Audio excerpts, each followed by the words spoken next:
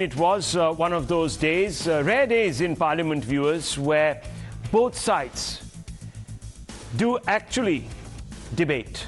Doesn't really happen quite often, as you know, because of so many adjournments, disruptions. But over the last 12 hours, viewers, we have seen some really intense debate. And Prime Minister Narendra Modi there walking into what could have easily passed for a gladiator's arena today, a day after Rahul Gandhi had raised temperatures in the House. Other Congress leaders were adding to the elevated temperatures by launching fiery attacks on the Prime Minister just before the Prime Minister entered, or as when he was actually entering.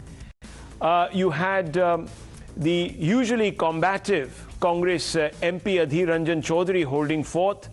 But when the Prime Minister stood up to speak, it soon became clear that he wasn't going to fan the flames. In his usual calm but emphatic style, he used a combination of wry humor and evocative dialogues, sometimes filmy dialogues, to launch an 85-minute blitz at the opposition.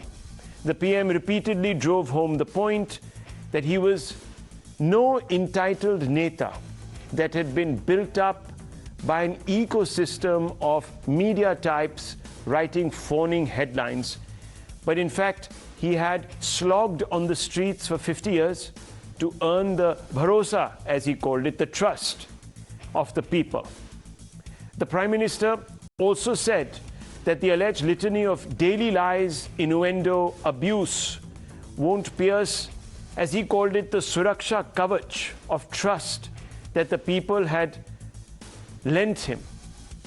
Viewers, let's listen in to some of the statements that Prime Minister Modi made today in trying to combat what he called was the negativity of the opposition. Listen in, viewers. Modi पे भरोसा अखबार की सुर्खियों से पैदा नहीं हुआ है। मोदी पे ये भरोसा टीवी पर चमकते चेहरों से नहीं हुआ है। जीवन खपा दिया है, पल पल खपा दी है, देश के लोगों के लिए खपा दी है, देश के उज्जवल भविष्य के लिए खपा दी है। क्या ये झूठे आरोप लगाने वालों पर मुफ्त राशन प्राप्त करने वाले मेरे देश के 80 करोड़ देशवासी क्या कभी उन पर भरोसा करेंगे क्या? गरीब से गरीब को भी जब राशन मिल जाता है, वो आपकी झूठी बातों पर, आपके गलत गलीच आरोपों पर कैसे भरोसा करेगा? कुछ लोग अपने लिए, अपने परिवार के लिए बहुत कुछ तबाह करने पर लगे हुए हैं। अपने लिए, अपने परिवार के लिए जी रहे हैं। मोदी तो 25 करोड़ देशवासियों के परिवार का सदस्य है। 140 करोड़ देशवासियों के आशीर्वाद, ये मेरा सबसे बड़ा सुरक्षा कवच है। There you go, viewers. We're going to, of course, play out more excerpts, the best ones from his speech a little later on in the show. So be sure to sort of tune in and watch that. But let me tell you, many political observers are describing Modi's speech, viewers, as an informal report card of his last 8-9 years in office before the 2024 election, saying that the phrases that he has used, the colloquialisms that he's relied upon, and of course the general thrust of his speech is going to basically form the undercurrent of the speeches he is going to make on the stump in the months ahead. The opposition, however, viewers, was very quick to latch on to the fact that the Prime Minister did not in specific address any of the accusations that were leveled by Rahul Gandhi, the putative leader of the Congress party, at the Prime Minister and what he called was the alleged nexus, what Rahul Gandhi called was the alleged nexus between the Prime Minister and Gautam Adani, a nexus that had enriched Gautam Adani beyond his wildest dreams and reeked of a cronyism. This is what the opposition said, viewers. Listen in. Inquiry की बात नहीं हुई। अगर मित्र नहीं है तो ये कहते ठीक है मैं इंक्वायरी करा देता हूँ। इंक्वायरी की बात नहीं हुई। डिफेंस इंडस्ट्री है, वहां पे शेल कंपनीज हैं, बेनामी पैसा घूम रहा है, उसके बारे में प्रधानमंत्री ने कुछ नहीं कहा। तो मतलब क्लियर है कि प्रधानमंत्री उनकी रक्षा कर रहे हैं, उनको Prime Minister just indulged in a self-congratulatory speech and did not address the issues we have raised. It's very evident from his speech. He skirted around it and just indulged in self-congratulatory praise. मैं सिर्फ ये कहूँगा, प्रधानमंत्री ने तो बहुत अच्छी भाषण दी थी, लेकिन जो भी प्रश्न पूछा गया था पार्लियामेंट के विपक्ष की तरफ से, कोई भी प्रश्न का जवाब नहीं दिया। The elephant in the room was not addressed by the government. I think that says it all. I think it's very obvious that what is in the minds of the people and in the minds of every member of the House was not addressed. The BJP, of course, believes that Rahul Gandhi or the other opposition leaders, their attack on the alleged nexus between Prime Minister Modi and Adani don't deserve a response, as they are first not supported by proof and second are barefaced lies. In fact, some of the comments, the remarks, the observations made by Rahul Gandhi were expunged from the record in the House after BJP MPs complained that Rahul Gandhi did not support any of his accusations with fact. Now, viewers, in fact, the BJP alluded also to an interview on Times Now that quoted the promoter of GVK denying Rahul Gandhi's main charge that the promoter of GVK was forced to sell his stake in the Mumbai airport to Adani at the behest of the Modi government. Here's the GVK promoter taking on Rahul Gandhi. Listen to Rahul Gandhi's charge and the GVK promoter's response. India's most strategic, profitable airport, Mumbai airport,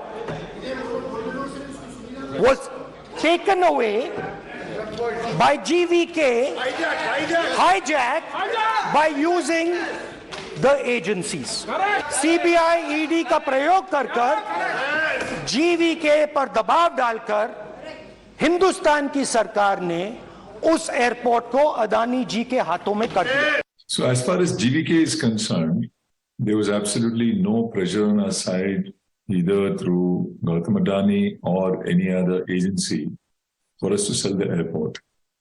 We sold the airport due to our own commercial interests and on our own accord. That was, of course, GVK Vice Chairman speaking to Times Now exclusively, viewers, clarifying that. Of course, that doesn't end that entire saga. That's also being looked into. But viewers, the Prime Minister believes, and he said so, that he has earned Bharat's bharosa because he, over 8 crore beneficiaries, 33% of beneficiaries were minorities. Also, a large number of them are concentrated in the most electorally significant states in the Hindi belt. Pradhan Mantri Ujjwala Yojana, 11.78 crores total beneficiaries. So that's a wide cover, viewers. 37% from minority communities. Pradhan Mantri Mudra Yojana, 34.42 crore beneficiaries, 37% from minority communities. And once again, the spread is concentrated greatly also in the Hindi belt. The Prime Minister has declared that Bharat has trusted him, giving him an impregnable Suraksha Kavach or a security shield. But can that be borne out by facts? Well, let's show you how the footprint of the Bharatiya Janata Party has been expanding. And this is the 2014 map where the NDA had a presence across 11 states. And now let's put them all together if we can. That's 2014, viewers. Let's go on to the next 2016. The NDA grows to have a footprint in 13 states, so 2 more added to the kitty. And now, of course, it's 15 states. So from 11 to 15 states, the NDA, the saffron bands of the NDA spreading. That's really in one shot the expanding national footprint of the BJP, and it's come at the expense of not just the Congress but also of other parties. The Prime Minister, of course, also said that the opposition has been punished for the lies it has spewed on issues that they took to the public. Here are some of the instances when the opposition was overruled by courts or other autonomous institutions, leading the public to plausibly distance themselves from the government viewers. The Congress said on the Rafale that Chaukidar chor hai, chori for Ambani, that the Prime Minister pocketed 30,000 crores and gave it to Ambani. But of course, the Supreme Court said that no reason to doubt the decision-making process. There is no scam here, etc. The Congress on demonetization, demo was a fraud on the people, said the Congress, and it fought many elections on this. The 23 Supreme Court verdict, with one dissenting judgment, said reasonable nexus with the aim to end black money. So actually upheld this particular policy. Congress on EVMs, for example. EVM is the Modi voting machine. In 2019, the Supreme Court verdict put paid to this nonsense to seek 100% voter paper trail. Also, the Election Commission invited all the political parties to test the EVMs. Most of them didn't show up. Then there was the judge-lawyer murder or suggested murder. It wasn't really. The circumstances of death are suspicious. But the 2018 Supreme Court verdict said the death was natural, no merit for the SIT probe. Of course, this all was in connection with the Gujarat riot clean chits to Amit Shah. And sticking with the 2002 Gujarat riots, Maut ka Saudagar, several other jabs, accusations made against Modi over the years. But in 2022, the Supreme Court upheld the SIT's clean chit to the then Chief Minister Modi, absolving him of any links. Now, viewers, it's not as if this government has done only wonders. There have, of course, been issues, and let me just quickly run you through the problems that somehow haven't singed the Modi government, even though they did affect and dent the people. By the end of 2021, India had about 4.8 lakh deaths due to COVID. This particular number didn't haunt the Prime Minister at all in any which way. His electoral prospects, or his party's electoral prospects, to be more specific, in different other countries, it did have a significant impact, especially in the United States, on electoral outcomes. Those numbers there in those countries. In 2016-17, India's unemployment shot up from 2.2 to 6.1%, a 40-year high. This, remember, was after demonetization, but the NDA came back with even a bigger majority. We'll try and ask those questions. In 2017, the economic growth was 6.7%. In 2018, it was 6.45%. 2019, it fell to 3.74%. And this was before COVID crisis kicked in. So despite the economy shrinking, it didn't really affect the NDA's prospects. Now, why? Why is this the case? In May 2022, India's inflation hit a 8-year high of 7.79%, viewers. And also, let's not forget that the BJP had prematurely declared victory over COVID by the end of 2020 before the Delta wave, the second wave. So all of these factors have somehow not hurt Modi. And is it because the people still believe that head and shoulders above others, he's the best man for the job? And let's open this up. And let me begin first with Sanjay Jha. Sanjay Jha, look, we've been very objective here. We put out both sides of the story. The BJP and the NDA's report card as they ascribe to themselves the achievements and also, of course, the lacunas there. But somehow, despite these being fairly big problems, hasn't dented the Modi government. In fact, it's the opposition that has got weaker. Now, I want to ask you a very specific question. Is this because, Mr. Jha, the opposition has not been able to sell itself as a credible alternative for a variety of factors? That must be the reason, isn't it? Well, Rahul, you could be right. You know, let me be very frank with you. I have done a detailed piece on the entire Adani imbroglio, if you can use that term. And I put out some facts in the public domain, and I think nothing is new really, but I've given it certain fundamental questions that as citizens we need to answer. But you're absolutely right. I believe if Mr. Narendra Modi and the BJP win in 2024, but that's what India wants. And it will be, in my opinion, it will be the failure of the opposition if they cannot at this point tell the people of India that there is brazen crony capitalism, which, by the way, is a more softer term for what I would call as wholesale corporate malfeasance and corruption, which can only happen through political patronage. Mr. Modi is the target. Now, let's call a spade here. The accusation is that Prime Minister Narendra Modi is instrumental in the growth of the business empire of Gautam Adani. Gautam Adani is a businessman. He has every right, fundamental right, to find a way to grow his empire.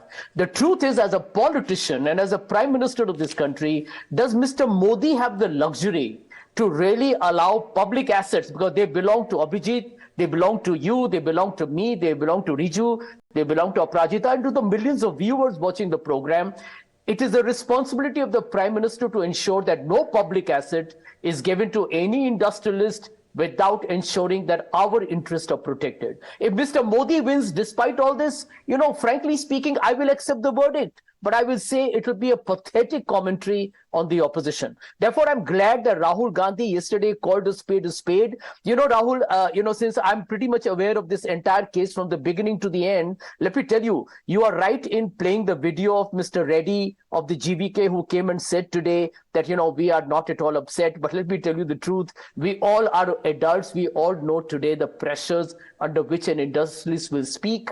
I can tell you right now that the GVK group was given to the Adani group within weeks and a month of those raids, and the GVK group got nothing. The Adani group got the Mumbai airport and the Navi Mumbai airport of 227 acres for just retiring the debt of this group. Okay. Effectively, the GVK group sold out for free. So these are big issues here for India. I think it's a corruption charge. It's a serious issue, and Mr. Modi ducked it today. Okay, quick counter question, because this is what many people will factually point out. So I would like your clarification on this. You talk about this deal, but look, clearances have to be sought for any such deal, any such change of hands, going by what Rahul Gandhi has said, hijack of this Mumbai airport from GVK. Now, clearances have to be sought from the center, yes, one. Two, state government, which was the Gaali government, and also CIDCO, which is governed by the state government of Maharashtra. So, two of the three permissions came from regulatory authorities that were under the Congress. How do you explain this? Well, let me tell you how straightforward it is, Rahul. I'm the businessman. I happen to be, in this case now, not Sanjay Jha, but Sanjay Reddy.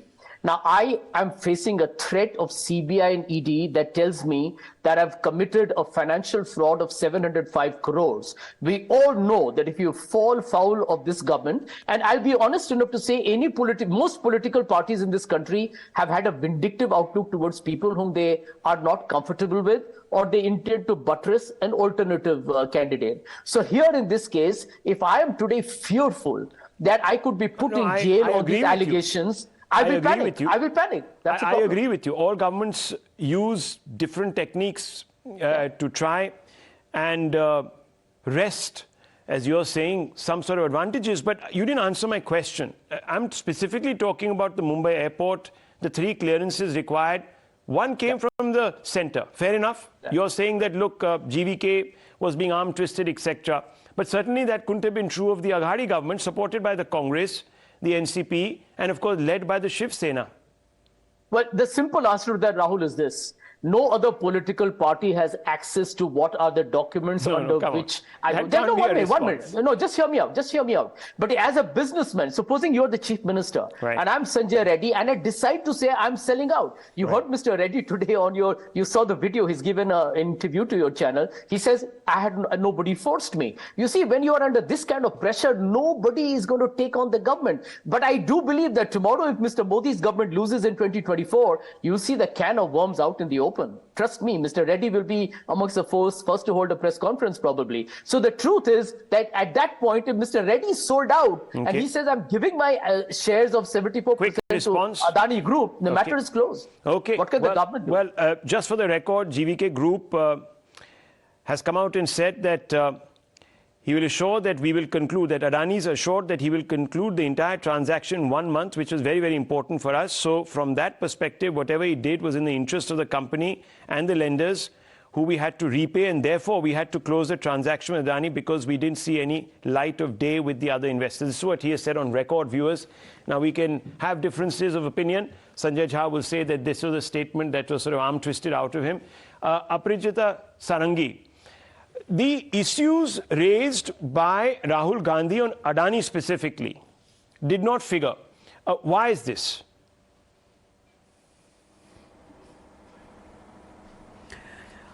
A very good evening. Good evening. Now, at the outset, let me remind all of you that we were in Lok Sabha to discuss about the presidential address. Motion of thanks was going on, and in fact every speaker had been talking about all the points that had been raised in the presidential address. But when Rahul Gandhi ji stood up, he talked about one particular person and one particular business organization, nothing more, nothing less. He did not touch upon the points that were there in the presidential address. So I think this is one thing which we must know very well. Number two, as far as not responding is concerned, I can only say that Honorable Prime Minister today gave a befitting reply to these baseless and false allegations leveled by Rahul Gandhi. And in fact, in a way, he has silenced the critics, and he has again, he always does, and he has again struck a wonderful chord with 140 crore Indians. Now see, here is a Prime Minister who walks the talk. He talked about his Parivrajak days, and you know, he is listened to, and he has this kind of stature in the country and is accepted by all because of his commitment to the nation's cause and because of his hard work and what he calls parakram. So no, but can I just quickly come in here? Ms. Sarangi, that is all accountable to the people of the country, and he gave a report card to the country. Yeah, he gave a report card, but certainly the issues raised. Now, I'm only asking you, yes, fair enough, Rahul Gandhi used this opportunity, the motion of thanks, to focus on Adani, etc.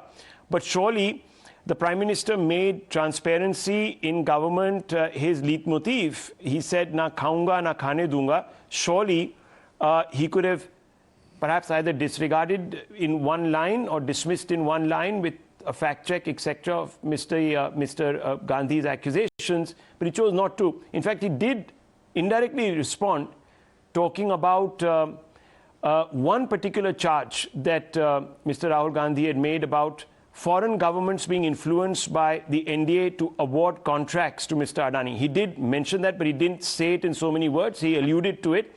Why couldn't he have said in so many words that Rahul Gandhi was wrong for A, B, and C or D reason when it came to the Adani, so-called Adani Prime Minister nexus that is being alleged?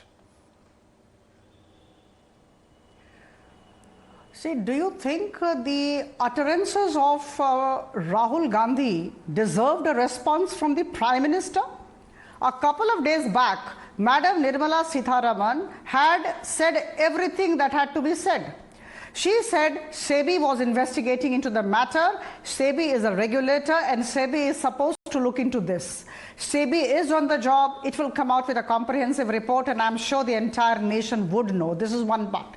And number two, she said, LIC and SPI heads have already come out into the open and given their statements. So I think let the organizations, let the concerned authorities do their job, and whatever is wrong and whatever is right is right. I don't think the false allegations leveled by Rahul Gandhi and the Congress deserved a response, and that is why Prime Minister did not respond. But I can only say that, you know, he talked of compulsive criticism. You remember, compulsive critics. It has become a fashion nowadays perhaps to increase their own TRPs, to kind of question the policy and intention of Honorable Prime Minister. And I think the kind of work he has been doing for the country, I think honesty and integrity of the Prime Minister. So you're saying that the people are beginning to see I think he through... talks of Lokaniti, he talks of Lok Seva. Okay, so you're saying that people do not appreciate negativity for the sake of negativity or opposition for the sake of opposition. Before I bring in the editor of ANI, I want to bring in Riju Datta. Riju Datta, I'm asking you this because there have been several instances of opposition parties questioning what have later turned out to be vast exaggerations. I'm not saying it, and I've read out a whole bunch of instances where they have talked about Chaukidar Chor, this, that, taken it to the public, demo of fraud on the people, and EVMs have been rigged, etc. And these are easily disprovable, actually. So are you overdoing this in some ways? And maybe, you know, that aphorism, when you cry wolf too often, people then don't sort of react. Maybe that's what's happening. Is that true? Because there are failures. It's not as if the last 8 years have been, you know, absolute Amrit Kal. A lot of things have been done, but there are also some glaring failures, and people are not seeing you as credible enunciators of these failures. Maybe you just cry wolf too often. Rahul, thank you for asking this good question. First, I want to tell the Honorable MP that, you know, any political party MP asks a question, the government is supposed to answer that. That is why the parliament is there. It is for the people of this country to know and have a debate, and it's in front of the people where the government is actually answerable, not on street corners. That's number one point. Number two, let's go by facts. Let's not go into whataboutery. The fact is, Adani Group is a huge institution. We have nothing against the Adani Group personally, not against any entrepreneur, not want to talk about any nexus or whatever. What we simply want a Supreme Court monitored judicial inquiry into this Adani gate. Let there be a probe, an investigation, and if it comes out clean, well and fine. My question is this: why is BJP and Prime Minister Modi himself fanning the opposition fire? If you have nothing to hide, if you are not scared of anything, order the probe, khatam karo, hum log ko bolne ka hi koi jagah nahi rahega fir. You finish the topic then and there. Okay. But why has the probe not been ordered? Aparijita some Sarangi. parties are asking for JPC when we are. Can I please finish? Yeah. Can I please finish, Rahul? Yeah. Can I please finish? Of course. Please, Go ahead. Go ahead. More seconds. Yes, Doctor. My question is, some parties are asking for JPC. We are asking for a Supreme Court monitored probe. As long as there is an investigation on this, the opposition have nothing else to ask for. Okay. So the Prime Minister does it, everybody ends. And you know, on this incident, you know, whatever is happening inside the parliament, it reminds me of a part of a speech made by one of the most able parliamentarians in the history of India, late Srimati Sushma Swaraj ji. And a couple of lines I'm just quoting on your channel, which she said on the floor of the parliament. तू इधर उधर की बात ना कर, ये बता काफला क्यों लूटा, मुझे रहजनों से गिला नहीं, तेरी रहबरी का सवाल है. And this is her words, which is very apt today. Order the investigation, end of. Finished. Okay, and it's a simple demand, Ms. Sarangi, very straightforward.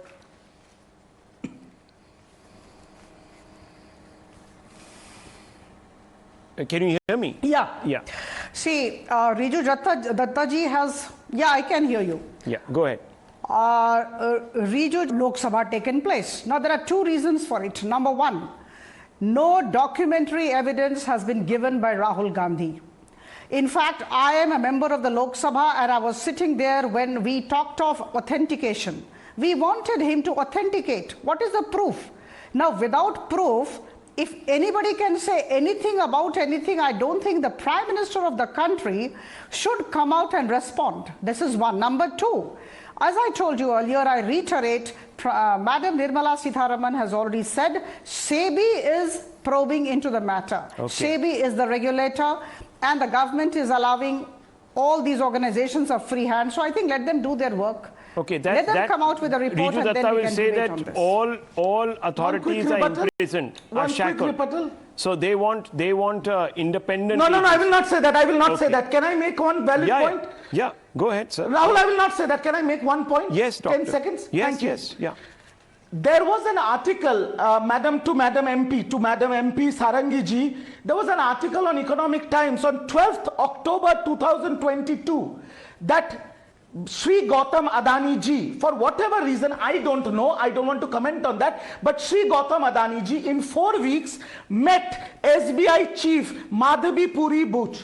And pardon my pronunciation, but I'm just saying this is an article which came out in October 12, 2022, that this happened. I don't know for what reason. So I am not going into who's fair, who's unfair. It, as the Prime Minister of India, as the Vishwaguru, as the Prime Minister of the largest democracy, order a Supreme Court monitored probe. Okay. Forget the institute, the independent agencies also. Okay. Supreme Court monitored probe and take off. So that's that question. Simple. Let me bring in the editor. And look, I began with a specific question.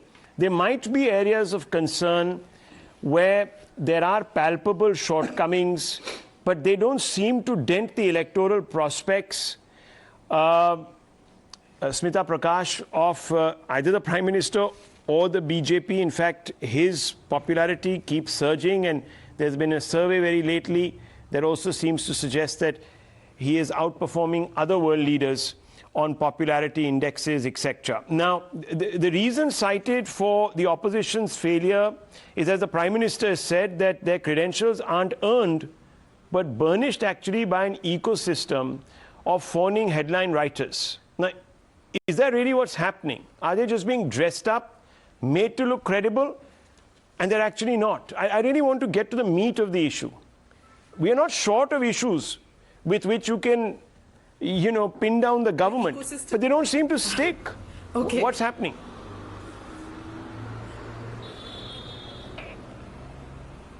Yeah, I'll get to the ecosystem bit, but before that, you mentioned about why didn't he fact check Rahul Gandhi? I think you mentioned that. Yeah. The thing is that's not been Mr. Modi's style as a Prime Minister. He will leave that to ministers or spokespersons to do it, because after all, if you objectively see it, who is Rahul Gandhi? He's just one MP from Wayanad. That's it. He's not the opposition leader, and nor is the Congress the principal opposition party. So it is by just because it's there and it's Adhir Ranjan Chaudhary, but even whether it was Adhir Ranjan Chaudhary or whether it was Rahul Gandhi's speech, they did not authenticate, as Aparajita ji pointed out. The opposition was obviously not happy with what Mr. Modi said, because he didn't oblige them. He didn't even mention Adani. So, they want Adani. They were like, okay, ye humne allegation kiya,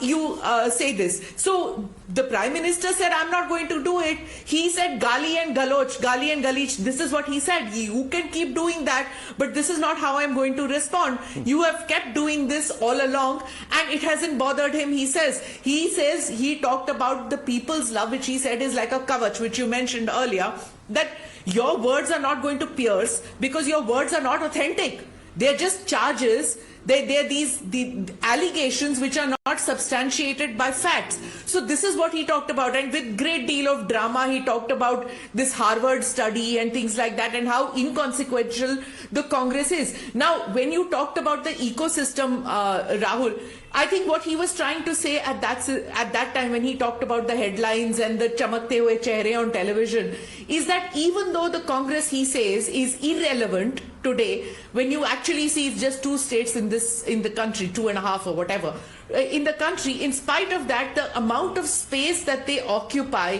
as far as newspapers and television channels are concerned, that goes to show that there is an ecosystem which loves them, which, despite the fact that they are irrelevant, according to him, that despite the fact that they are irrelevant, managed to have this ecosystem still going on. Today he's even said, I think he quoted Dushant Kumar when he said, तुम्हारे पाँव के नीचे कोई ज़मीन नहीं, लेकिन कमाल है कि तुम्हें इस बात का यकीन नहीं. I'm not quoting exactly, I'm not exactly sure, but that's what he was trying to say. He quoted that to say that the Congress lives in this ecosystem, which believes that it is it's going to form a government tomorrow. Well, how do you judge it? Let me ask you this. Smita Prakash, people's love by electoral process. 2 BJP MPs were left. That was ridiculous, I thought. No, I mean, that's her view. Yes, agreed.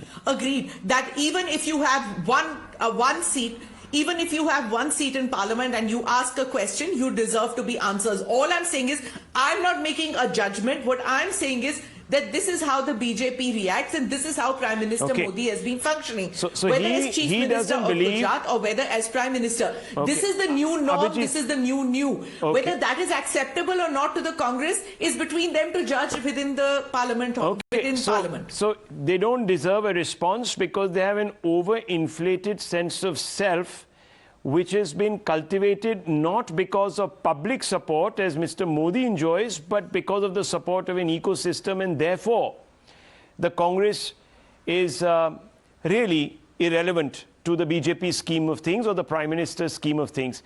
Abhijit Iyer Mitra. There was a point-by-point response that was given.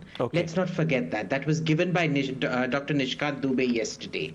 And remember, he's the same age as Rahul Gandhi. And he, like Rahul Gandhi, is an MP. So he's at the same level as Rahul Gandhi. Because, Rahul Gandhi isn't the head of a political party. He's just one ordinary MP from one ordinary constituency. And there was an ordinary MP who gave the response to him.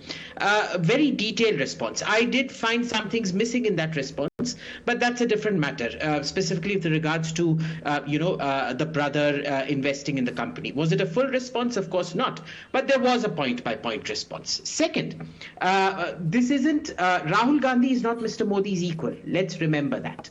Okay, so Mr. Modi does not have to respond to him. Ashok Gulati. What did the Supreme Court do? They squatted on it for 9 months, did diddly squat about it, and ultimately the government had to withdraw the laws.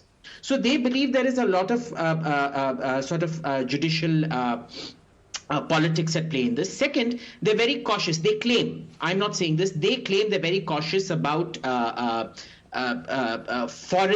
unknown foreign entities making accusations resulting in investigations in India. I don't accept that explanation. But I do have a counter question. What prevents the opposition from going to the Supreme Court and demanding that an investigation be opened into this? Because see, if Rahul has the courage of his convictions, he should go to court, right? Yeah. So there is that to be looked at as well. Why aren't they going to court? In Pegasus, they did. Yes. And in Judge Loya's case, Tehseen Poonawala, who usually appears on our channel, was one of the litigants. There are several other instances. So, Ashutosh ji, can you explain? Fair enough. You want answers. The country is breathlessly waiting for answers.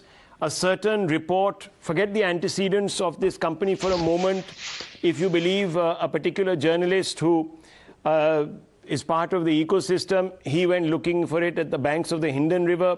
Whether that was laughable or not, immaterial. Ashutosh ji, the fact of the matter is that if it matters so much, move the Supreme Court, get the Supreme Court to look into this issue. Rahul, without being disrespectful to the Prime Minister, and others are saying the Prime Minister did not reply.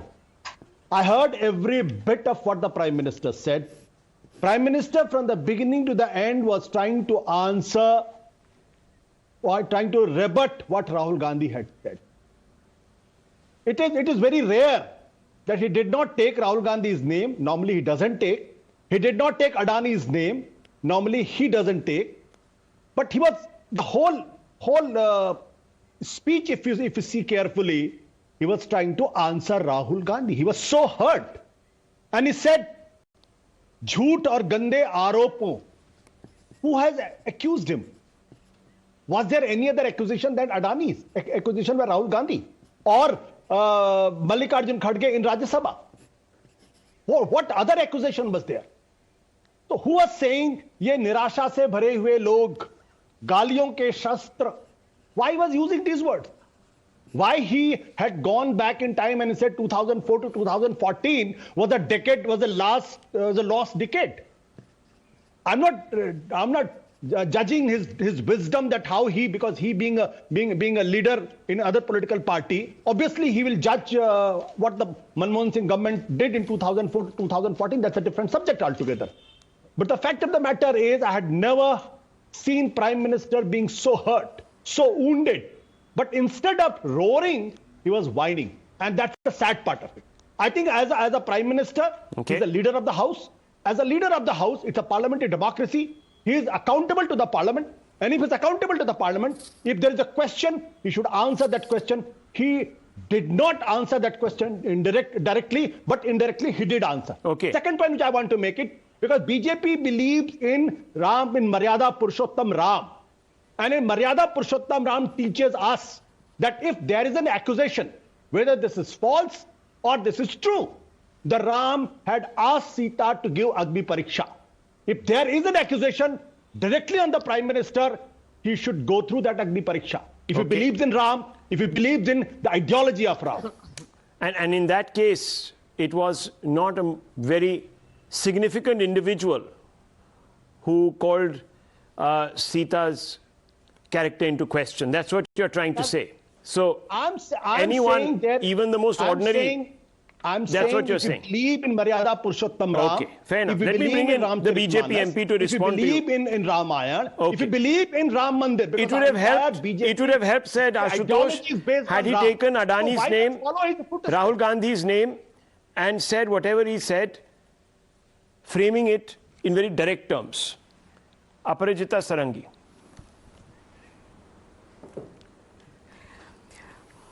I fail to understand why Prime Minister Modi was expected to roar today.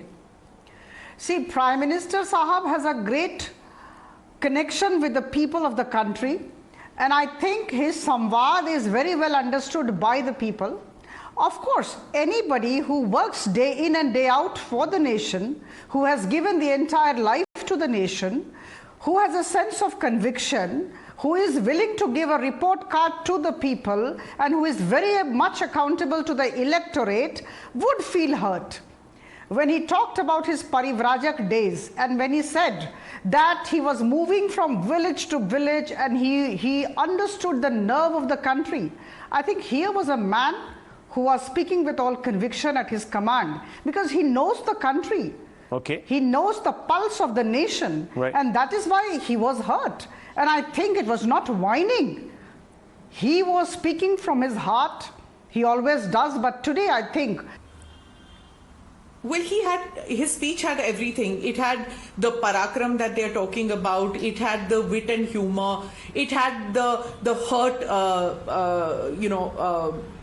ruler who talked about how he has love from his people. So he brought in almost everything. But I think more interestingly, it is quite clear that whatever he says now, the Congress is going to make the BJP is a government that promotes the rule of oligarchy as its slogan, as its so you're saying, leitmotif for the 2023 elections Adani is and a Rafale of 2024 2024.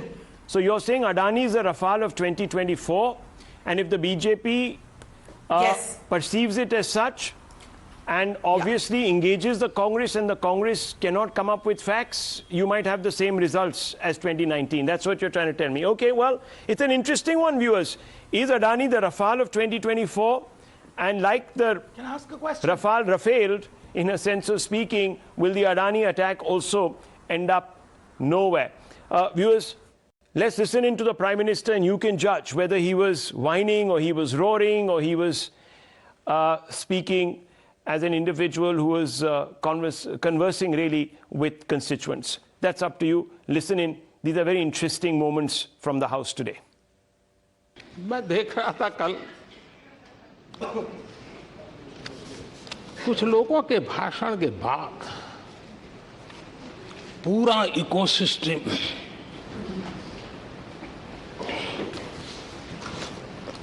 समर्थक उछल रहे थे और खुश होकर के कहने लगे ये हुई है। मैं अंतिम बार बोल रहा हूं, पूरा इकोसिस्टम उछल रहा था और कुछ लोग तो खुश होकर के कह रहे थे, ये हुई ना बात, बड़ा, शायद नींद भी अच्छी आई होगी, शायद आज उठ भी नहीं पाए होंगे।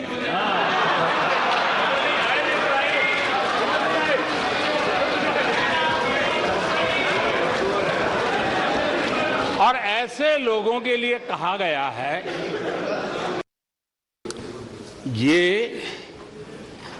ये कह करके हम, ये कह कर हम दिल को बहला रहे हैं, ये कह के हम दिल को बहला रहे हैं। वो अब चल चुके हैं, वो अब चल चुके हैं, वो अब आ रहे हैं। माननीय अध्यक्ष जी, जब राष्ट्रपति जी का भाषण हो रहा था, कुछ लोग कन्नी भी काट गए और एक बड़े नेता महामहिम राष्ट्रपति जी का अपमान भी कर चुके हैं। जनजातीय समुदाय के प्रति, जनजातीय समुदाय के प्रति प्लीज प्लीज प्लीज नफरत भी दिखाई दी है, प्लीज। और हमारे जनजातीय समाज के प्रति उनकी सोच क्या है, लेकिन जब विश्व के समृद्ध देश ऐसे G20 समूह की अध्यक्षता का अवसर भी मिला, ये देश के लिए गर्व की बात है, 140 करोड़ देशवासियों के लिए गौरव की बात है। लेकिन मुझे लगता है, पहले मुझे नहीं लगता था, लेकिन अभी लग रहा है शायद इससे भी कुछ लोगों को दुख हो रहा है। 140 करोड़ देशवासियों में किसी को दुख नहीं हो सकता है। वो आत्मनिरीक्षण करे, वो कौन लोग हैं जिसको इसका भी दुख हो रहा है। मोदी पे भरोसा अखबार की सुर्खियों से पैदा नहीं हुआ है। मोदी पे ये भरोसा टीवी पर चमकते चेहरों से नहीं हुआ है। जीवन खपा दिया है, पल पल खपा दी है,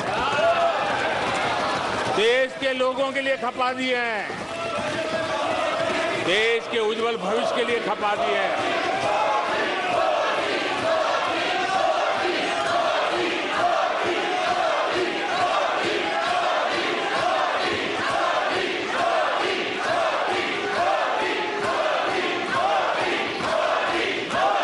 आदरणीय अध्यक्ष जी, आदरणीय अध्यक्ष जी,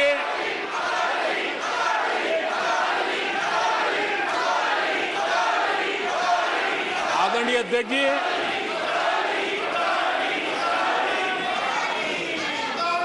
जो देशवासियों का मोदी पर भरोसा है, ये इनकी समझ के दायरे से बाहर है। झूठे आरोप लगाने वालों पर, मुफ्त राशन प्राप्त करने वाले मेरे देश के 80 करोड़ देशवासी क्या कभी उन पर भरोसा करेंगे क्या?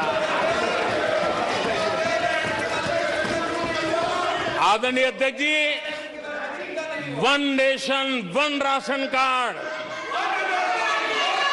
देश भर में कहीं पर भी गरीब से गरीब को भी जब राशन मिल जाता है, वो आपकी झूठी बातों पर, आपके गलत गलीच आरोपों पर कैसे भरोसा करेगा? कुछ लोग अपने लिए, अपने परिवार के लिए बहुत कुछ तबाह करने पर लगे हुए हैं। अपने लिए, अपने परिवार के लिए जी रहे हैं। मोदी तो 25 करोड़ देशवासियों के परिवार का सदस्य है। 140 करोड़ देशवासियों के आशीर्वाद, ये मेरा सबसे बड़ा सुरक्षा कवच है। हर सोच में आशा ही आशा नजर आ रही है।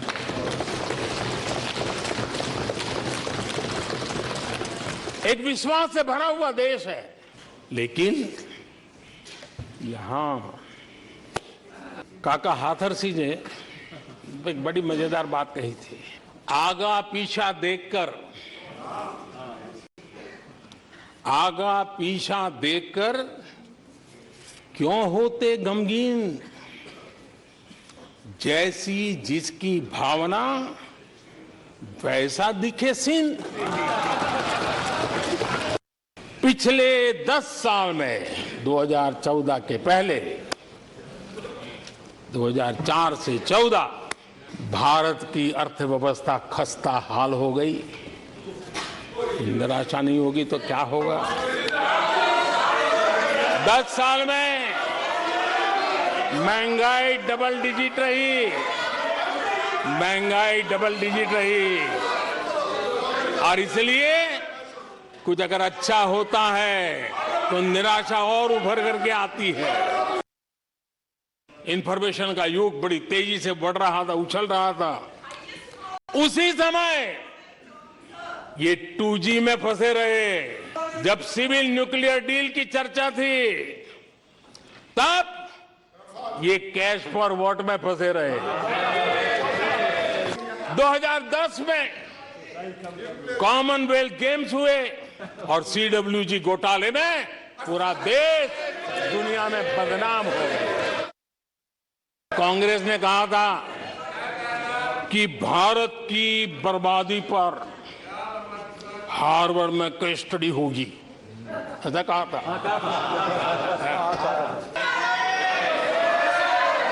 माननीय अध्यक्ष जी,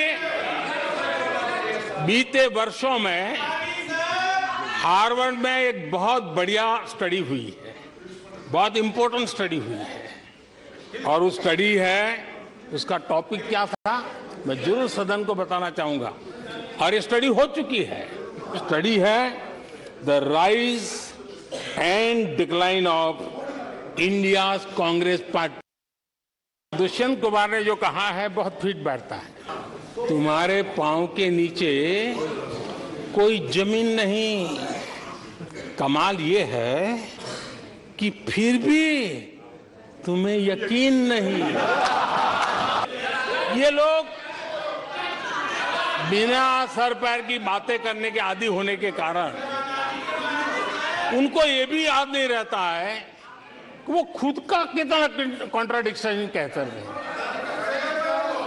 कभी एक बात, कभी दूसरी बात, कभी एक तरफ, कभी दूसरी तरफ।